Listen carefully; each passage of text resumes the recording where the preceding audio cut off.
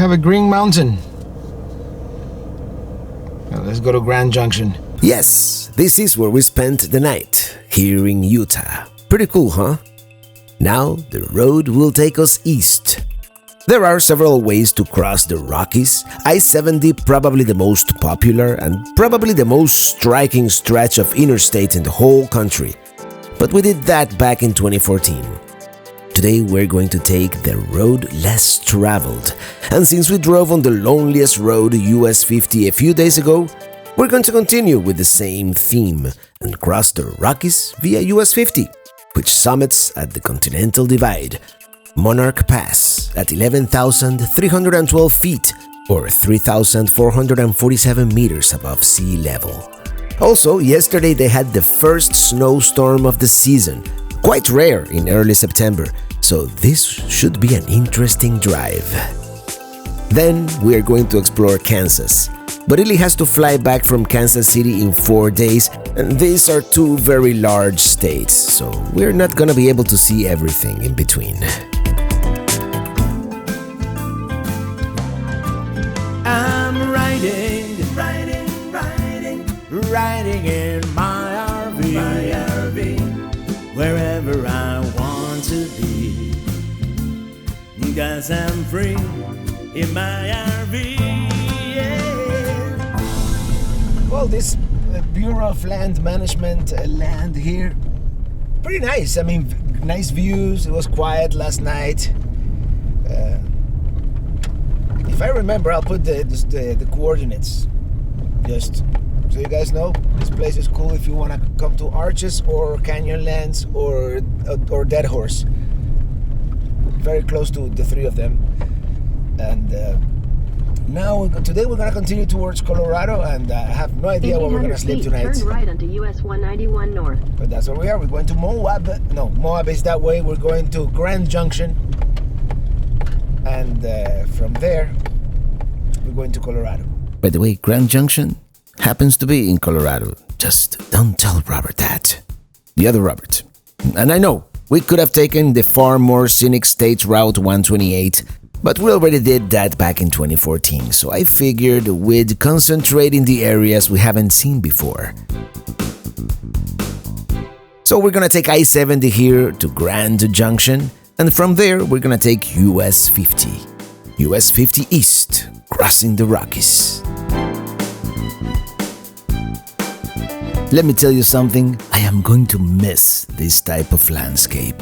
It is pretty much the last we'll see of it, as we begin approaching the foothills of the Rocky Mountains, which are of course a different type of striking beauty, arguably even more impressive. And there they are, our first look at the freshly snow-capped peaks. There was a pretty rare early September snowstorm yesterday. Yeah, us Floridians always get kind of emotional when we see something like this. Mountains, snow, nothing could feel farther away from home. But we love it.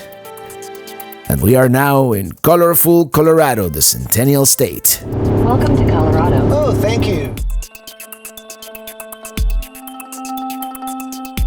Now approaching Fruita and Grand Junction. Here at Grand Junction is the junction with US 50. I wonder if that's why they came up with the name. Actually, according to what I read, Junction refers to the confluence of the Upper Colorado, formerly known as the Grand River, and the Gunnison River. One of the aspects that I like about traveling on the US highway system, as opposed to the interstate, is that you actually get to see some of the towns you're driving through. On the other hand, it is much slower and inefficient. So I think at the end of the day, both have their uses. Many people ask me which one I prefer, interstate or blue highway, and I always say, it depends. It depends whether it is about the journey or the destination. And while in a couple of days we may have to hightail it to Kansas City, today we're not in that much of a hurry. So US 50 it is. I was really tempted to do I-70, but this is the thing. On I-70, the Continental Divide happens inside a tunnel. I have a feeling this is gonna be much more exciting.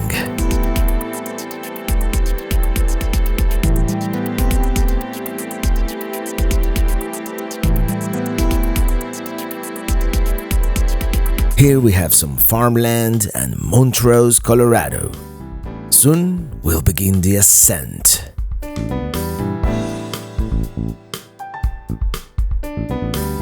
I think I need new wipers. Chain up area half a mile. It is about to get real. Come to think of it, had I attempted this one day earlier, we would have needed chains, and I have no idea how to put them on or how to drive like that, so I'm glad the road is clear so far.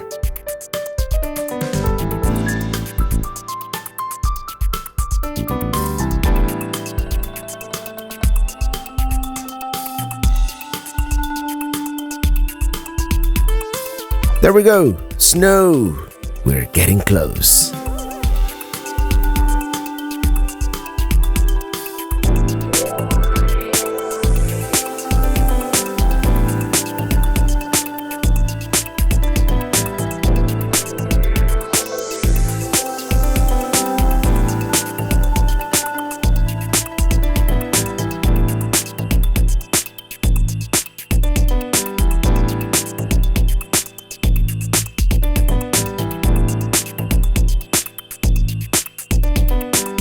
This is Big Blue Creek, and what a gorgeous section of the drive.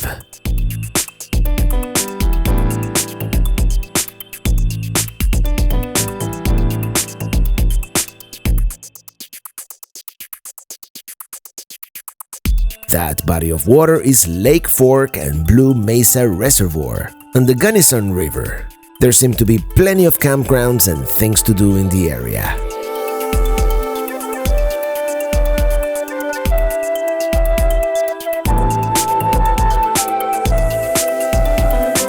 That seems like a cool campground up on the hillside.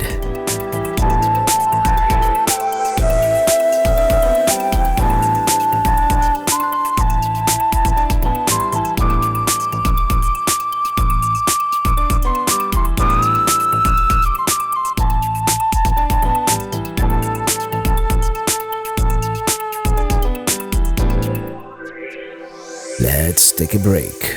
Well, we stopped here for a few minutes for a late lunch. But let me tell you, it is getting late. So we're gonna continue, and I don't know exactly where we're gonna stop today, but we're heading towards those snowy mountains over there. The light dusting of snow looks so beautiful, almost like art, if you will.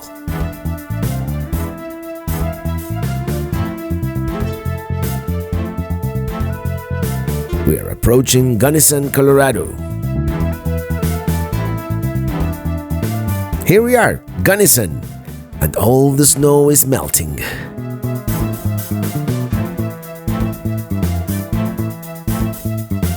So far, it's been a very cool drive here, witnessing the first snow of the season.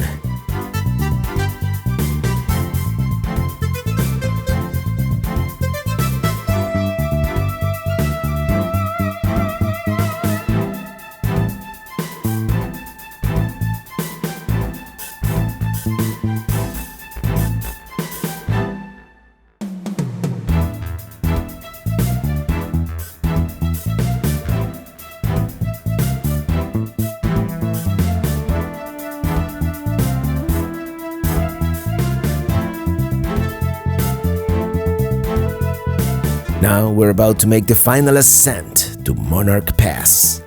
It should be interesting, and not for the faint of heart.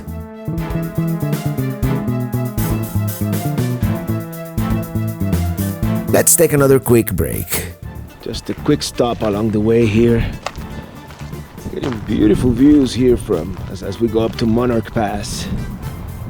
The temperature dropping dramatically. I must point out, the Colorado has been performing great in this cold weather, and the high elevation and the steep grades. It's been a great towing machine. We've made it!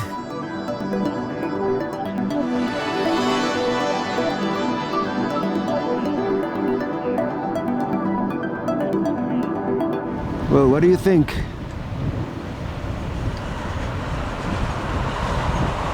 It's a winter wonderland up here. All the way here, Colorado and Minitini II to Monarch Crest, Continental Divide. Elevation 11,312 feet above sea level. Let's continue.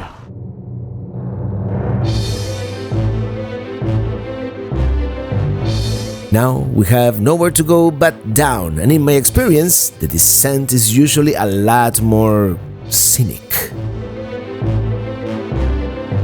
We just went over the Continental Divide, which means from here on all rivers must flow east, and I presume many of them will end up in the Mississippi.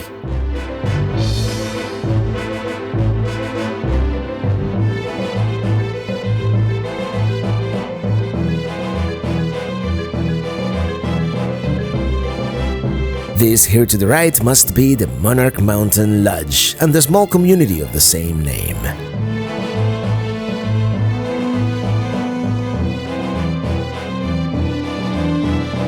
We were gonna stay at this RV park here to the right called Monarch Spur, but I don't know the road conditions and I don't feel comfortable driving in the snow. I don't have four-wheel drive and I still have my Miami City tires, so we're gonna continue. Find somewhere to boondock, perhaps. This, by the way, Maysville, and there's a KOA here too, but at this point we've decided to make it a Walmart tonight, and there is a super center in Salida coming up.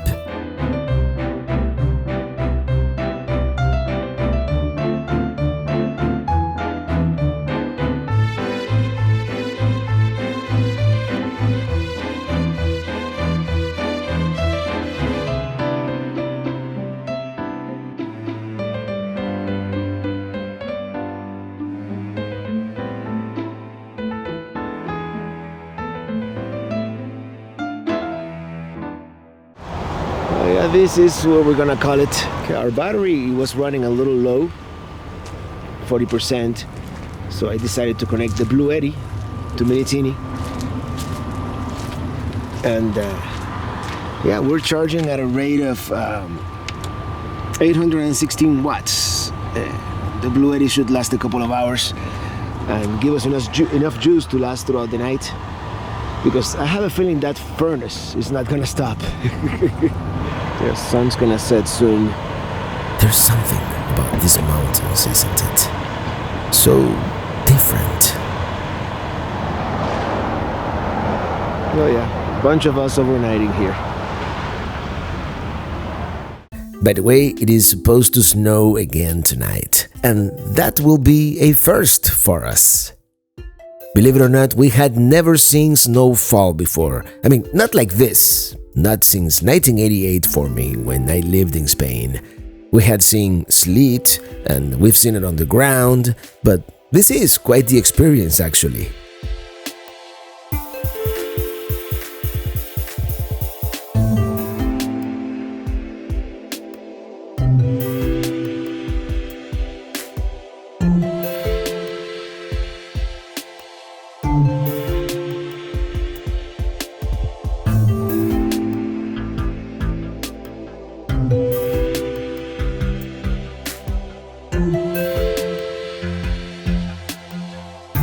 Yeah, it snowed pretty much all night. Good morning.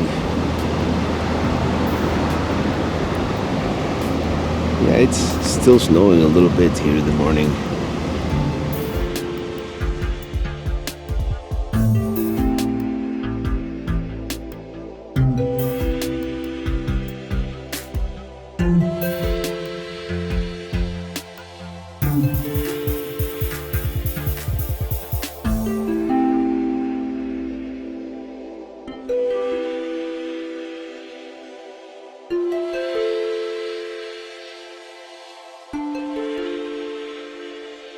Hello, pelican heads. Yep. Oops. I did it again. It's snowing. Look at that. It is incredible. And we are here. This is called, I believe it is called Salida, Colorado. and we're up in the mountains, and it's been snowing on and off all night. And of course, as you know, I don't know anything about snow, so I don't know. I want to check the weather, see now how long this is going to last, and if the road is passable. I do believe that there are no travel advisories for I-50, so I should be able to continue the journey later today. We are under winter advisory until noon today. But yeah, this is what it looks like today, and we've definitely had all kinds of weather on this trip, and I'm not complaining. I've actually enjoyed this quite a bit. We have plenty of propane in there. We have a decent amount of battery left, and let me tell you, this is a winter wonderland out here. I don't think I'm gonna be able to put the GoPro on the roof for this part of the trip. But look at that. Let's see how this works. I don't know if using a dustpan was my brightest idea, but here we go.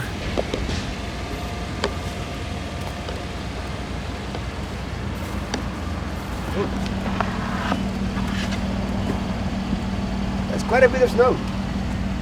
The propane tanks, just in case we need to.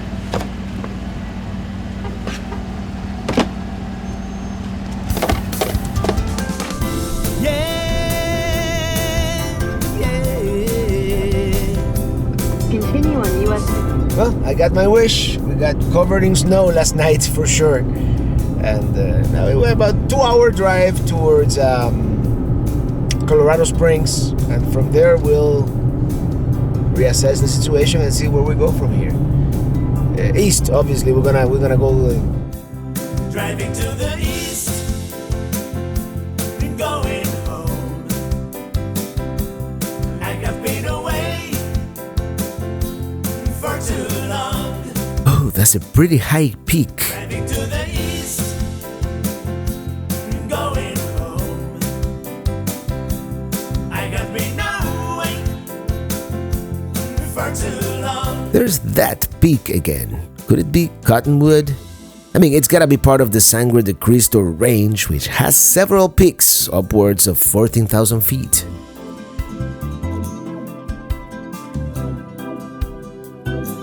Driving to the east and going home. I have been away for too long. Driving to the east and going home. I have been away for too long.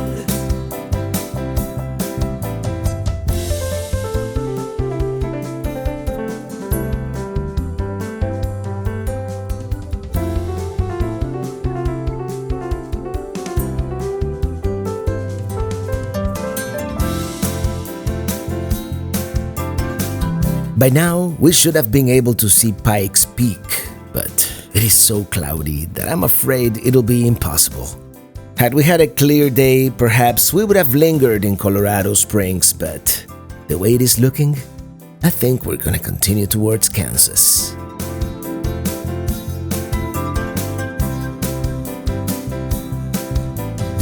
A quick break here for a quick lunch. We had frozen pizza, so I didn't show you, but we had a pretty nice view here.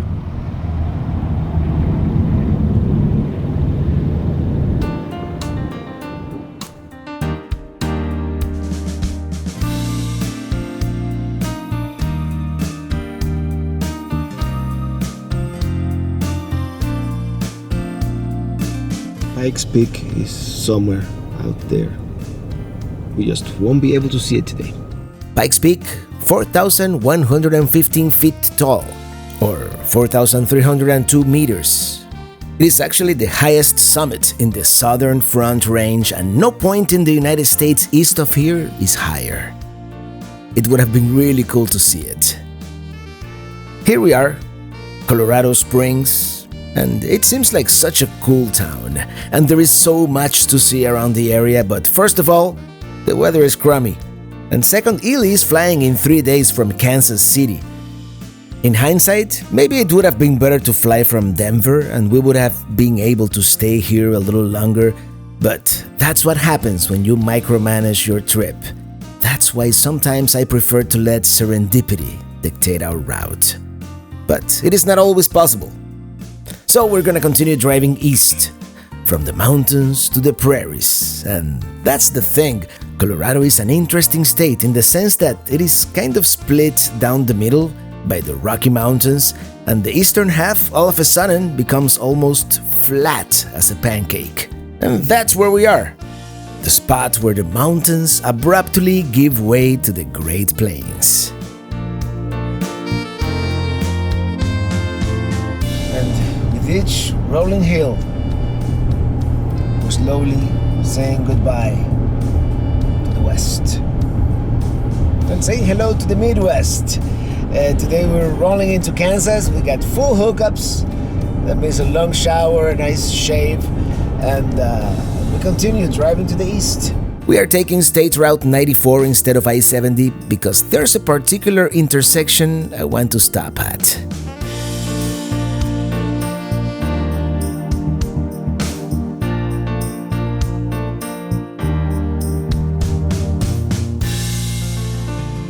Apparently it snowed here too.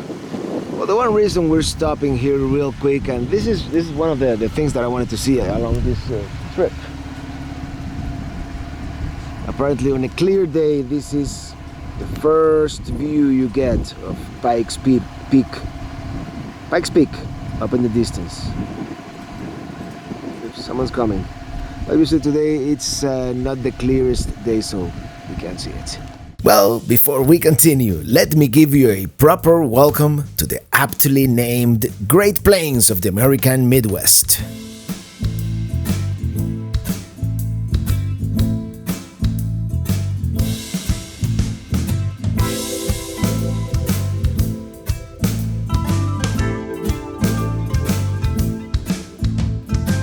As we hop back on Interstate 70 East here, the road will take us to the Sunflower State. The state in the very center of the contiguous United States, also known as Kansas. But more about that on the next episode. Until then, thank you so much for watching, and see you on the road.